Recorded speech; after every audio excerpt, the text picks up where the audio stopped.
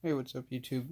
This is Unique.Builder coming with the requested 50 card Fluffal deck profile that I did test hands for uh, probably about a week ago. Um, this is actually pretty much a reformatted deck, just going off for the new format. Um, so, first, we're getting into the Fluffals. 3 dog, it's your searcher. Penguin, it's basically draw 2, discard 1. 3 bear, another searcher to help you get in a toy vendor. It actually helps with another engine that I will show later. Rounding off the Fluffals, we have the one Fluffal Wings. Obviously, like, it's one of the best draw cards that I know of. Into the edge imp, we have the almost mandatory 3 chain, 1 sabers, and the 1 cotton eater. This actually helps you chain block, and it helps you just draw 1 for no reason. But that's it for that. All these should pretty much be common knowledge now. Into the next engine, though, we have the 3 Orcus Nightmare.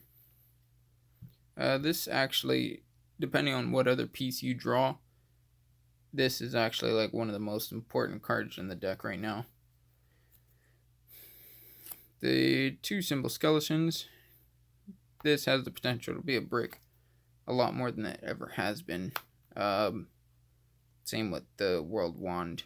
So it is 3, 2, and 1. World Wand is actually pretty important, but I don't want to run it higher than just the 1.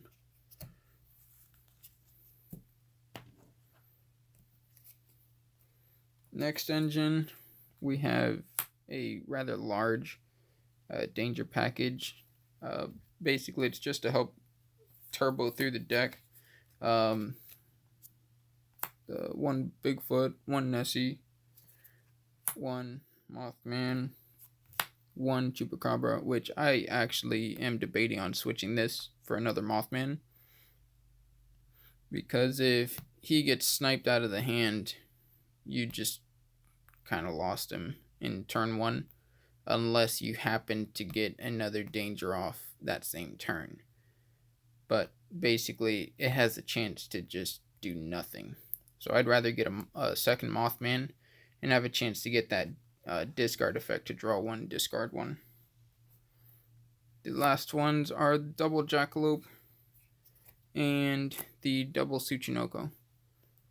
So in this deck, the Jackalope is actually a little bit more, I guess, valuable, just because you can summon level 4s, or you can summon an 8, or, well, that pretty much wraps up the danger section of the deck.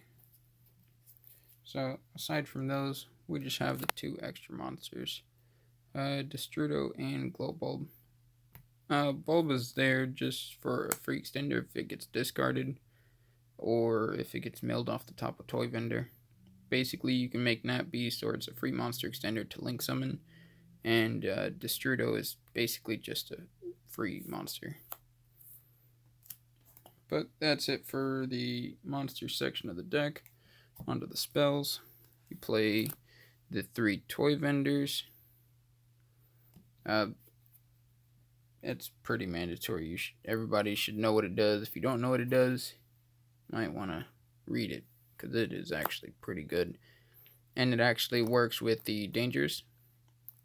So if you discard out of your hand, and basically it says you draw the card and then it gets discarded, so you'll be able to trigger the danger. It's actually come up, and it's actually helped a couple times where I got that effect.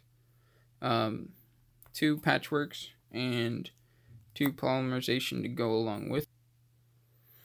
So that's that. Continuing the fusion spells, we have the Fright for Fusion. And we have the 2 instant fusion. So there is actually 2 targets for the instant fusion whenever it comes time. But basically, you can summon Fright for Sheep, and if Cotton Eater's on the field, you just get a free draw 1 and a free monster. Continuing with the spells, we have the 1 Babble and the 1 Return. You can actually turbo through the deck pretty well, so running more than 1 ends up just kind of getting in the way. So I wouldn't actually go higher than 1 in this build. Your pseudo search cards, you have the double Foolish Burial of Goods and the single copy of Foolish Burial. With the Foolish Burial, you can dump well, for 1, you can dump any Orcus monster to start your plays. You can dump the Edgemp Sabers, or you can dump Wings. Basically, whatever piece you need in the grave at the moment, you can just dump it. And Foolish Burial, you can dump the Toy Vendor, search for Dog, normal summon Dog, search for Bear, discard Bear, search Toy Vendor, and set it. Activate Toy Vendor, and basically, like, it just helps thin the deck, and you get the cards you need. Draw cards, we have the 3 Allures. There's actually a good amount. All of the Edgemps, all of the Fright Furs, and all of the Dangers are all darks. So Allure works out pretty well. The last 2 spells is Double Cyclone, just to get rid of any back rows that you might need out of the graveyard and off the field. And the very last card is the Crescendo. There's actually, I've rarely ever searched this. I think only 1 time have I actually searched this card, and that was just because I drew into the other 2. So it's debatable if I'm going to keep running this in the future. But that's the main deck. We have a full 50 card build here. Continuing on to the extra deck. For the Fright Furs, we have the Sheep, the 1 Tiger, Kraken, and Sabertooth. It's just 1 of each. I feel like this is all you really need. The only one that you need to watch out when you summon would be Kraken, because he's the only water. All the others don't conflict because they're all darks, so they won't get in the way whenever you summon them. But Kraken, you should be mindful that it is water, not dark. And the last fusion is actually just the Thousand Eyes Restrict for the instant fusion target. Our only synchro monster is the Nature Beast. Basically just turning off spells. There was actually 1 duel where I pulled off the Nature Beast, and he told me, he's like, I'm glad I didn't let you go first, because I would have pulled out Nat Beast with like a full Orcus board and everything.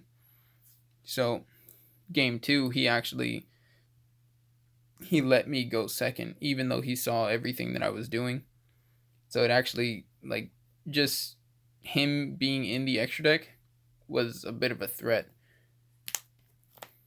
The Exceed monsters, we have the obvious Dingirsu and the Abyss Dweller.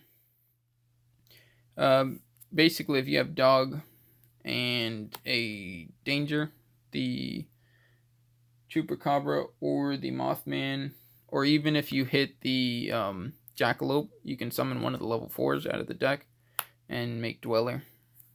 It's actually not as hard as I originally thought. I put it in just because of the Danger package, but it's pretty easy to summon. Onto the links. We have the Barricade Board Blocker. Really, this is only in here when I turbo through the toy vendors, and at the same time it gives me a good discard. Next is the double Galatea. I tried running one and one Ningirsu, but I just preferred double Galatea better. Like, I completely cut the Ningirsu or Longirsu. Yeah, it was Longirsu. What am I talking about? But I am still running the Unicorn. This is my only Link 3 in the deck at the moment, and I don't miss it. Link 4s, we have the Boral Sword for the OTKs. We have the YuGiOh, just for the draw power. With the dangers in this build, it's actually not that hard to summon the YuGiOh with the 4 materials. Just keeping that in mind. And the Avermax. So he actually is not that hard to make either. If you can get what's his name, Unicorn. If you get Unicorn and Tiger, you can target their stuff. If it goes through, you pop some stuff, and then you just link those two off for the Avermax, since they were both summoned from the extra deck. And that's one of the ways that I made it. The other way was the Galatea and Barricade board. But for me, the easiest ended up being Unicorn and any fusion, or the Tiger specifically, just because it gives you pops to bait. This made OTKs so much easier with Fluffals. Literally any fusion at all, and Boral Sword. It was so easy. To the side, you don't actually need to run these. Like, there's no specific sideboard that you need, but I'm running 3 Drolls, and I'm running a Kaiju package. So get these out of the way. We have the Gameciel, Kumongus, Dogoron, and Double Interrupted. This is basically just to help getting the one problem monster off the board. There was actually one time where I lost completely lost against just the Appaloosa. And if I would have drawn into the Kaiju, or if I sighted in the Kaijus, I would have been able to just tribute over and I would have been fine. I had enough other plays to actually play around it, but just the Appaloosa had too many negates on her for me to get past.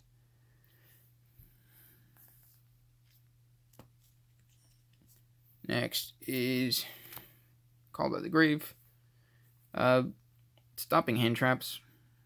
That's basically what it's in here for. We don't like getting hand trapped, especially if it's normal summon dog is our opening play.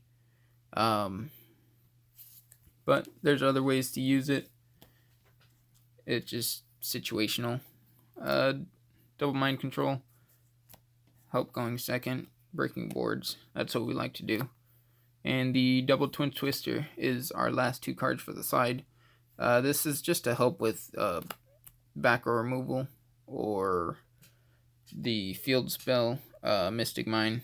I hate that card so much, but that's basically what it's in here for. We can turbo through the deck pretty well to be able to see the 4 back row removals, along with Unicorn, so it ends up working out. But that's the deck. Let me know what you guys think. Any changes I should make. I've been thinking about trying to turn it into a 40, but I just lose too many key cards. So I end up liking the 50 card build just because I can fit everything in that I would need. Probably the lowest I would go would be 45. I still gotta test it out in tournaments and see how it runs. But for the most part, this is the build that I'm running now for the Fluffal deck. And let me know if you guys are running it the same or something close to maybe. But I'll see you in the next one.